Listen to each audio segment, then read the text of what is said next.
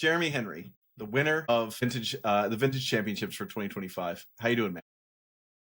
North America, yeah, very good. This is certainly a wonderful weekend. Well, let's talk about your run a little bit first. But like, give us your 2 minute Magic the Gathering story. Tell me, how you got in, where and how that led you up to here. Sure. I had a friend's older brother that played the game when I was a kid. I was, I think, 11. And he was like, "You guys should play this game. I have some cards." Sold us decks for $10, wrapped in a rubber band. Mine was like Sarah Angels and Fallen Empire cards and stuff. And I was like in love. Like Yeah. you could not take me away from my $10 white deck. And so, and right back in those days, kitchen table Magic and the fun of it was so much more pure in a way. So that like stuck with me. I grew, I wouldn't say out of the game, but I grew into additional interest as an older teenager. Left it alone for a bit. Went to high school and college. After college, I moved out of the university town into a larger city for employment, and was like, I'm gonna just kind of waltz into a hobby shop. And it was like it was like the same thing all over again. I was just like instantly like, wow, what have I been missing? I had no idea what a planeswalker was, right? This had been introduced during my hiatus. And so that's kind of the hooks got me again, and I've been playing mostly on, but a couple of breaks since then. So in that, then I always had the nostalgia for the childhood version of cards that I was playing. And so Legacy was something that appealed to me almost right away. Pretty much any competitive format, but the community and the decks in Legacy were amazing. And so the vintage part of this was so local to my area, there used to be some really cool events that were a weekend long, and there'd be a legacy portion and a vintage portion. And so I was naturally kind of pulled into grabbing a vintage deck. It was proxies were allowed, and so I cut my teeth with Dredge, and Great choice. as many do, right? It was a good time. And then as things progressed, I got more serious into both legacy and vintage. And so I've been playing that mono white initiative deck for a few years, and it worked out. Yeah, seems like it worked out pretty well. I mean, you obviously you won the tournament at what 11-1-1. Yes, Yeah, that's right. pretty strong showing for a non-blue. You expect to see the power outliers of the vintage format are like, yeah, you could play Bazaar or Workshop or Blue Power, and you were just like initiative creatures. Yeah, exactly. I can't top deck Ancestral Recall to get back in the game. That there's some very unfair things that the white deck does, but once you're in the middle of the game, if you're not doing those unfair things, the deck becomes incredibly fair. Where the blue decks, to your point, definitely can kind of weave through some trickier situations a little more easier with recall and time walk and snapcaster time walk or demonic tutor and so on. Finding the right high-end cards for legacy, vintage, pre-modern, or old school Magic can be challenging. That's where a friend's 3-for-1 trading come in. 3-for-1 Trading is one of Europe's top Magic the Gathering retailers with an incredible selection of premium singles, sealed product, and even full sets, all available with free, fast, and secure worldwide shipping. They add fresh inventory every Wednesday with weekly deals and discounts. So whether you're hunting for that elusive piece of power, a legacy staple, or something spicy for your collection, they've got you covered. First high-end orders over $500 or 500 euros, use the code EDFREE to get free worldwide shipping. Check them out now at the number 3, the number 4, the number 1.gg/ED. That link takes you right to the shop and helps support the channel. Huge thanks to 3-for-1 Trading for supporting the Legacy community. Now back to the show. I want to talk about, let's quickly run down what you ended up facing that day. It looks like in round 1, you played Raker Shops. Right. And then you went on to playing, now this just says... It's Oath. It is yeah, Oath. It's Oath. Yeah, I think it gives you like a tracks of colors. Wurg. Yep. Yeah, it tracks the colors. So that was Oath of Druid Show and Tell combo round 2, which is a very awful, very difficult matchup for white. Yeah, no doubt. Yeah, if they cast Show and Tell and you're like, I'll put a Chancellor in play, it doesn't really hold up to a Traxa, unfortunately. It doesn't, no. Then you played Esper Control Loris. Yes. and then Grixis Loris. This is Yeah. So you're just checking out the melee. I think what the melee says. The Grixis one was Mana Drain's Gifts Ungiven. It's a breach combination deck. Gifts Ungiven. That's spicy. Okay. Yeah, it's a Underworld Breach Brain Freeze combo deck at the core. Okay. Oh, that's spicy. I like that. Gifts Ungiven in the main. Good God. Yeah, they want to like cast Mana Drain, which is quite a treat to see on the stack. Not necessarily against your own cards, but maybe if you're birding a match, and then that untaps and kind of ramps them into the gifts. And they usually build a pile that has something like Breach and Black Lotus and the Brain Freeze or a Force of Will, and it just kind of forces your hand because Luris, once it's in play, can just buy the Breach out of the graveyard. Well, Pretty dynamic and fun. I think there's a lot of skill expression with that deck, and so something that looks fun. Let's see what else we got here. So we saw theme of the day. You played another Loris deck, Dimir Loris on this one. This was I'm assuming this is like a Bowmaster control style deck. Yeah, so are we at round 5? I think this is where I picked up my first loss and my Dave last Kaplan. loss. That's a guy to lose to, I suppose. Yeah. Yeah, so we figured it out again in the finals. But yeah, I played him in Swiss on day 1. And I think I won game 1, and then he took on the play the game back. And then in game 3, I was on the play, but mulligan to 5 with kind of a not much going on. Mulliganing 5 with the white deck is not a death sentence. You do want to aggressively do it, but things have to line up. And when they don't, like the frog decks can capitalize very quickly. You legitimately I wasn't even looking at the names. You played like a who's who of vintage players here. You've got Robert Wilson from Buffalo Chicken Dip. Exactly. Yeah. Kelvin Wilson, previous year's a legacy championship winner. Dave Kaplan, known murderer of Wizards. Yeah. John Gradzina in the next round. Jacob Murray right after that. Like, good God. I'm very happy to be able to say, like, and if you look at how many 2-0s I got, it was the strength of schedule, right? Not that that really means anything, but if you're thinking of things to brag to yourself about, the strength of schedule was definitely there. I didn't play against any, it's Eternal Weekend. There's not underdeveloped players there. True. If my opponent has beta Mox Jet or beta whatever power, I know that they haven't just kind of like stumbled into borrowing a couple Moxes. Like, they're there to game. Yeah. And like you said, that there was quite a few very, very talented opponents there. Yeah. This is every Eternal Weekend you're walking into a room full of murderers and you're just hoping that you're the faster murderer. But goddamn, man, this is a schedule. Like going up against this is like if you're the Miami Dolphins in like 2005, you're like, why am I even here? Like, oh my God. Like, holy crap. Yeah. So then so we got mono blue with John Gradzina. What style of mono blue deck was this? So that's a Jules Shop deck. Okay. Yeah, Jules. Yeah. Jules. And then Jacob Murray on mono white. So sort of a mirror match there. Yep. And then followed up with Michael Johnson on Mono White Initiative. So again, a mirror match. Yeah. GLM. Is that someone I should know? Well, that would have been around. That was the Doomsday deck. Yeah. Yeah.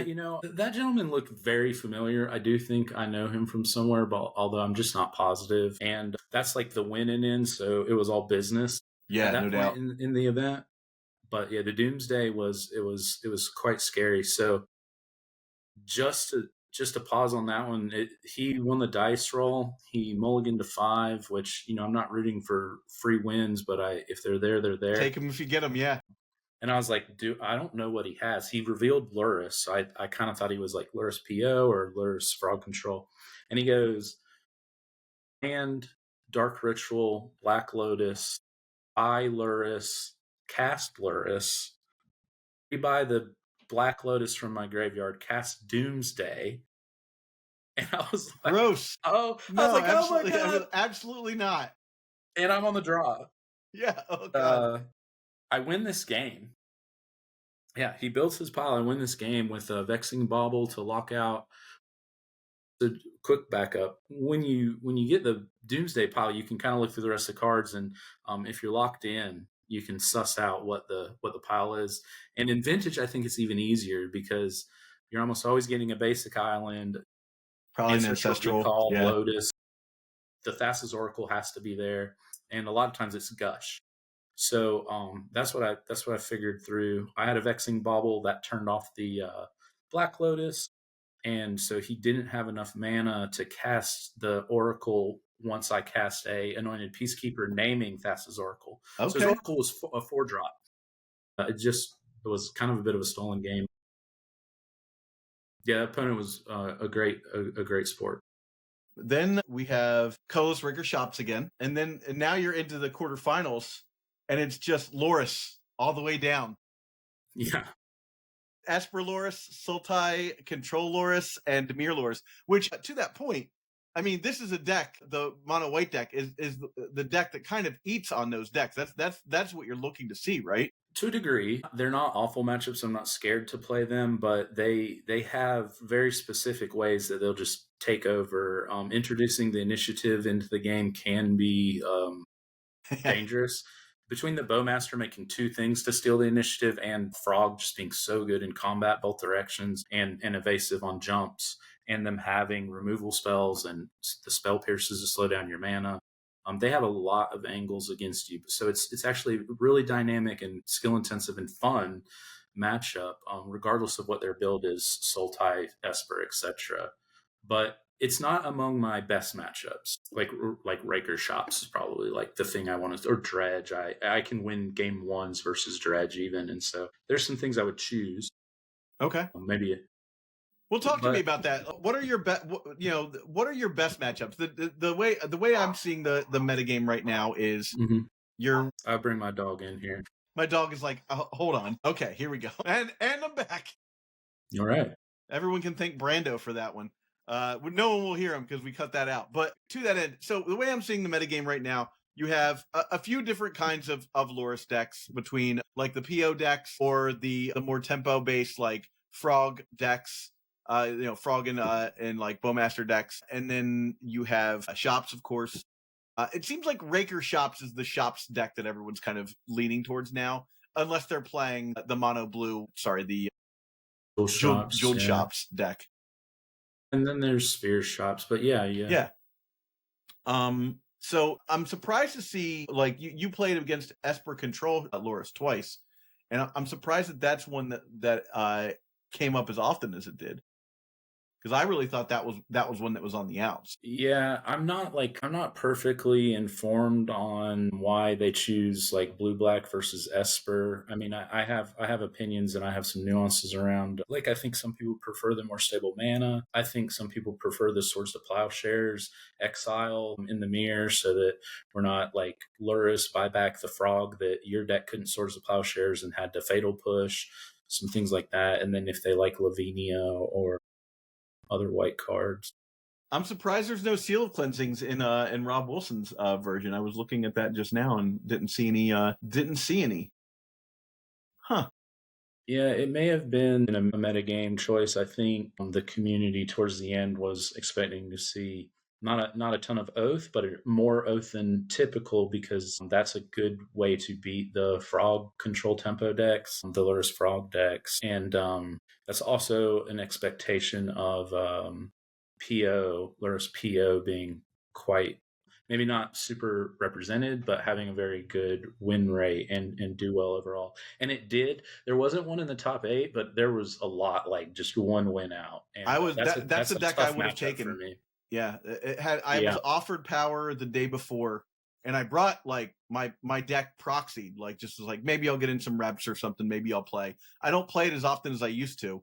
So when I was offered power, both Greg and Andrew, shout out to those dudes. Thanks so much for offering. They hit me up the day before. I was like in the airport, and I was like, I think my EV is truly on just playing pre-modern side events for the entire day. I know where your heart's at lately, Zach. Well, with no reps, I'm just like, this is me. Like we did the Steel City event 2 months prior in Pittsburgh, and they offered they invited me out as a content creator, and they offered a free either I could play Vintage for free or Legacy for free, and I was like, you know what?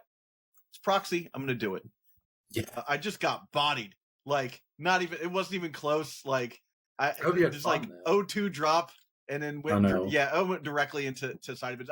I had a great time at the event. In fact, my best run at the event was actually there was a creator CDH event that they had, and not my format. I don't play. I really don't like EDH as a format, but like, hey, I've got a couple decks made. Mhm. I'll show up. So I showed up and won the first. It was just 4 pods, so like 4 pods into 1 pod, and then the winner was free, and the winner got a Library of Alexandria. So I Wow, won my sick. first pod with 2. This was a killer pod. I'm forgetting off the top of my head an EDH content creator that I can't remember her name. Then Roland Chang and TK were my other players, and Roland Wow. just showed up with Kranko. Sick. Like, he just showed up with like an EDH deck. It wasn't optimized or anything. He was just like, I'm playing Kranko. But I was lucky enough to get into the semis, or I guess the finals. Yeah. But did not get there. That was the best run I had on that weekend. I even played. That was the weekend I decided, like, okay, what am I going to play at Eternal Weekend? Because I was like, let me try, since I'm free rolling one of these events, let me try to do Reanimator one day, and then the next day I played in another event and played Demir Tempo, and I was like, nope, I don't like these decks at all. I'm going to go back to Breakfast, and I'm just going to be that guy that does that thing. I've got way more reps, and with this, I'll do that. But to that end, I realized that maybe my strength was not going to be in Vintage, because I hadn't taken the time to truly do it, and I was like, I don't want to. I'm doing pretty good in pre-modern. Let me ride that high into Legacy and like feel like I've got a little bit of confidence instead of just getting bodied in Vintage day, and then being like, well, yeah, I suck at Magic, and then go in with like, a cloud over my head for the Legacy event. But yeah, I mean, it's wild. Mono White Initiative is one of those decks that's popped up. I mean, there was the 2021 event where it really kind of showed its head for the first time as like a legitimately competitive deck. But it's kind of awesome to see it like run it back a couple years later. In the deck, like, what are we running here? Like, how much power? 6 pieces. Okay. So, yeah, none of the blue power, basically. But still, like, a comparatively budget deck versus, who like, knows? blue power. Yeah, it's so hard to... It's actually... I don't know if it's considered budget or not. I guess it's not, but it's more budget than a lot of... Of course, yeah. And the thing is like, this is... if you get into a situation like me where someone says, hey, I've got power. Do you want to borrow it? This is a deck that I think it's a deck where, and this is nothing on you, but you can get away with a lot. Like you don't have to be like completely versed in the format. Sometimes just slamming a Clarion Conquer ends the game for people, And I think that is true. Yeah. And it's a reason why some people like playing a deck like that, because it's like, hey, I can just solo this and be like, here we go. That's what I like about this deck, is that it gives you sort of a juke that you can pull in deck choice, right? Whereas like it's not a plan I love in Legacy, but being able to just be like, you know what, everybody else is doing the thing, I'm gonna be the guy who comes in here, and it's a hero move for lack of a better term. Just be like, all right, we're doing the fair thing and throwing down a 3-mana guy on the first turn. Can you do anything for the rest of this game? Yeah, absolutely. Yeah. It's very important. Your opening hands. There's opportunities once you are, I think, versed with the deck and have some reps to explore the range of like not having to have the best turn one, depending on your matchup and stuff. There's some places you can slow down. Yeah. But it rewards a gambler too. An aggro deck. What's that? I said it rewards a gambler too. Like, you look at your hand, you're like, I got them all, got to try it again. It's a casino, man, and you better be prepared for it to go the other way as well. So of course, yeah. It could have easily been a 0-4 type day. So let's talk about some of the matchups for this deck. What are you thinking about when? So let's just start. Let's start with the finals and move backwards, right? When you're playing against that Dimir Loris deck, what are you thinking because you know what Dave's on, right? Like, you've already played him. You both are in a weird kind of advantage disadvantage situation where he knows what he has to worry about against you. You know what you have to worry about against him. And I think in this scenario where you don't have the jump on your opponent because they don't know what you're playing, right? I think that they're actually advantaged in this final. Like Dave has a slight advantage because he knows what he's got to mulligan to. Yeah, he does have an advantage. So, I know what my paths to win are, and there's the cheeky free type wins that we were just discussing, where he has a middling hand and I have a mana crypt and a cavern, and you can't counter this, and I shut down half your mana, and then I wastelanded you, and I just swung in the air 4 times. Yeah, like that's one of the ways to win, but it's not the more common one. So how I approach the frog matchups is I am really valuing my mana stability, and I'm really valuing, is my hand like the initiative is not something I'm like, unless I just have a busted hand that I'm looking to introduce. If I have several creatures, it's probably like not the one that I'm wanting to start with, just because it's so dangerous in Yeah, that the deck. game can just run away with if they decide to go the attack plan and they're doing Mhm. 5 to you, and then you're just sitting there like, oh god, like where is this going to go? Right. So I'm trying to value, I'm thinking about the initiative in the back. I'm trying to value Fatal Push and mana stability and Frog. Like those are like kind of the macro things that I'm thinking about. Because those are the ways that I will lose. So having my mana be bad, having a Frog in play that I can't deal with, or introducing the initiative when it's not the best moment. Yeah. All right. So with that in mind, let's talk about the next match here. Going backwards again. So Sultai Control. I feel like that's a similar concept here, right? It is. So I can be a little reductive and say, and not to steal your thunder, but skip to the quarterfinals and say that Esper and Demir are very similar. And from my seat, from my perspective, how I would approach, and I would say, like, because of those things that I mentioned, there are opportunities to slow down a little bit. Certainly you would want to mulligan your hands, and certainly you would want to take advantage of your fantastic hands if they're there, but you can play a little bit of a slower game if you know that you aren't going to get got by Frog because you have a Clarion Conqueror or some of those sort of things, or sideboarded games and you have a Swords to Plowshares. But if you have your mana, you can play through a lot of that stuff. So that's what I was saying is super, super duper fun matchup. The skill expression is very high. I do think they're favored slightly, but initiative is like it has some really high ceilings. So where I want to be less reductive is on the Sultai version, because Max, who is quite a fun opponent to play against, he's very, We had him very on as the entertaining. champion last year. Yeah, I had a great time meeting him. Max, I hope you have a fantastic life, buddy. So I think the Sultai deck is so driven on value that I may be wrong on this, but it looks like it's almost built to beat the Esper and the Demir deck in a way. Like I'm having some one up on the mirror with the skimmers and the card advantage that and the Death Rights build.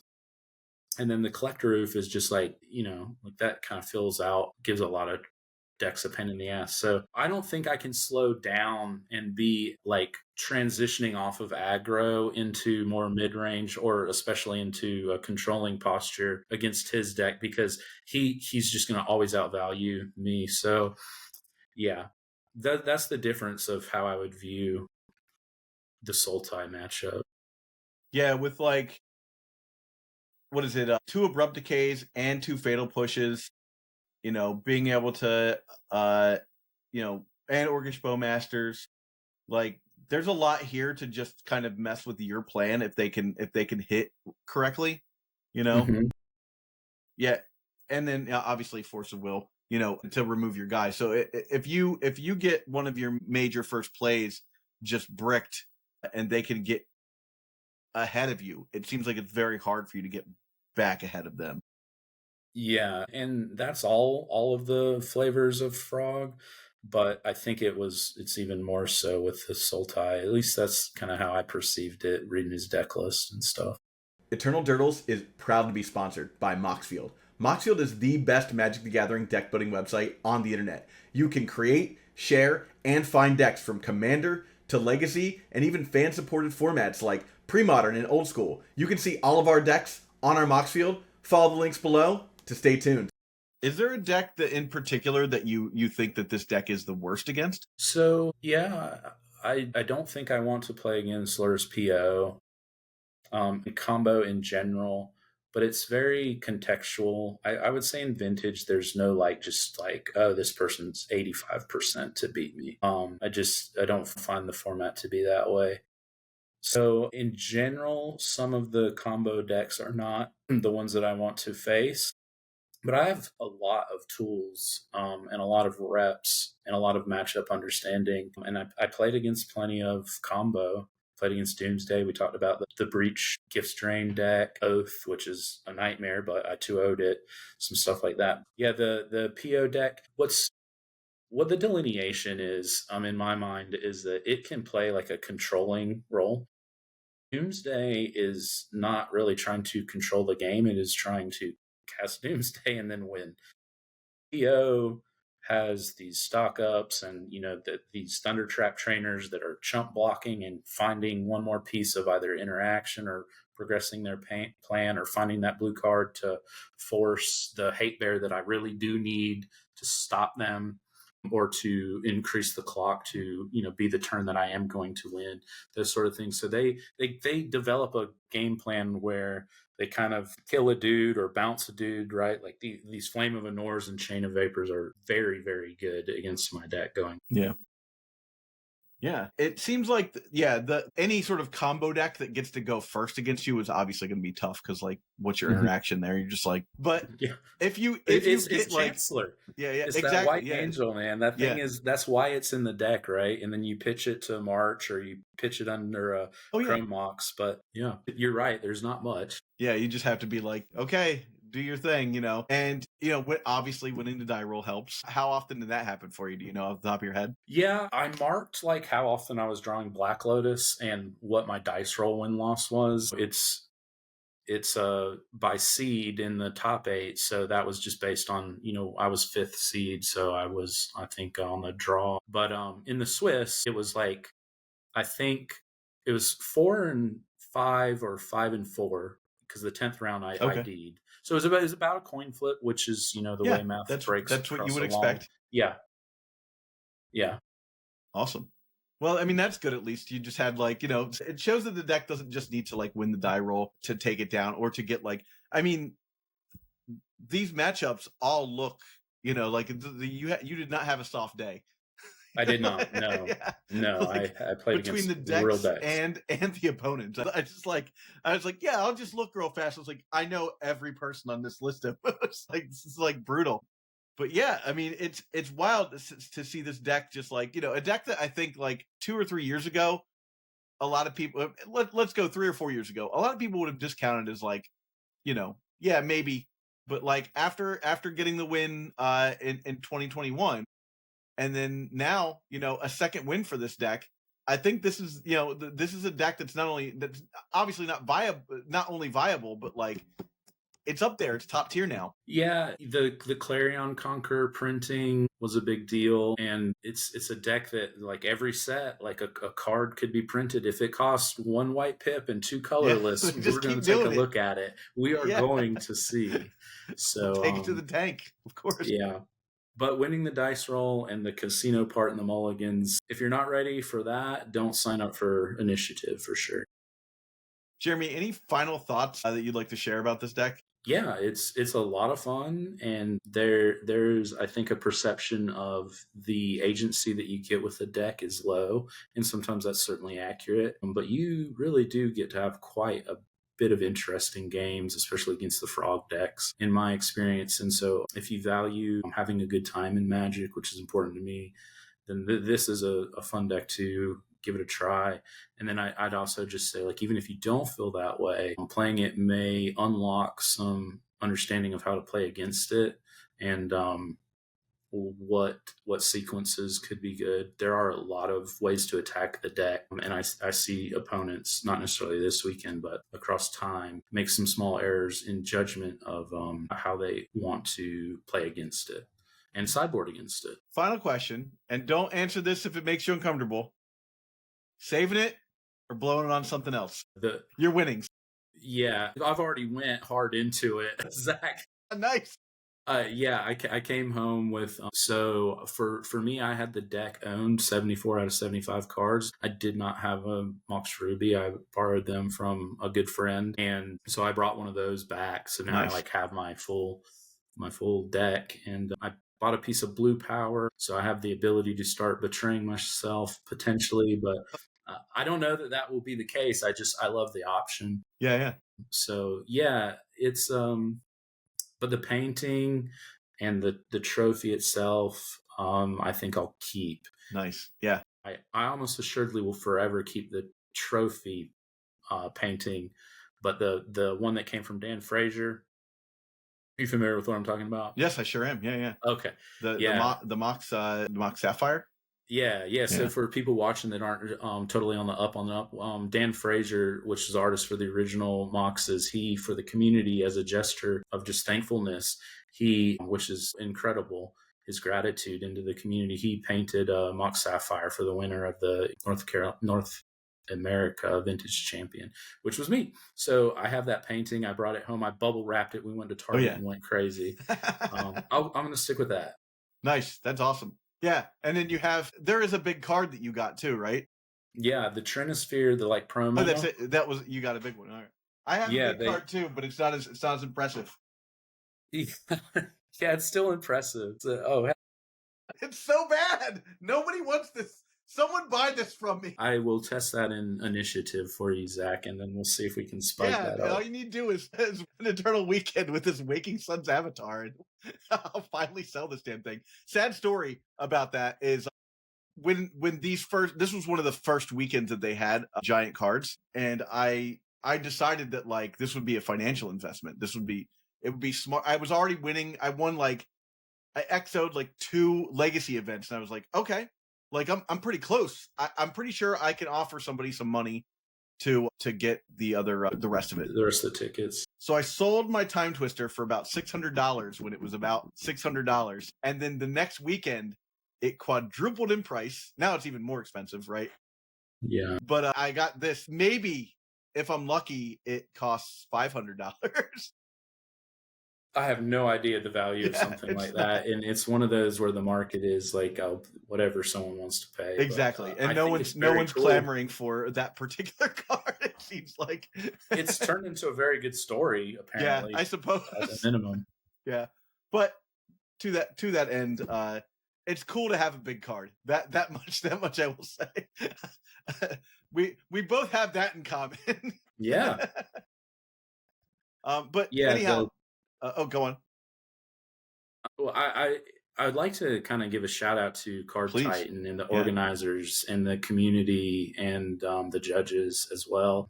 The amount of maturity that is represented at Eternal Weekend is, I would say, on the average higher than other events, and so that's quite a treat. But Card Titan was a fantastic host, and their event and the people that was on staff did a wonderful, wonderful job. Amazing. Like a lot of the staff comes over from comes over from Top Deck, which is like right across the river from me. So I know a lot of them, but there were a lot of times during the weekend that something happened with Melee, or I had like just twice I didn't get registered for a tournament that I thought I had gotten registered for. Oh no. And that's a Melee thing. I went to the front. I was like, hey, quick, like, sorry, this event is firing. Like, can I get some help real fast? And they were just like, yeah, what's up? What's going on? Fixed it immediately. And they were like, hey, if, one of them was like, they had to, the event was like past due, but they were like, we'll just get you in the next one.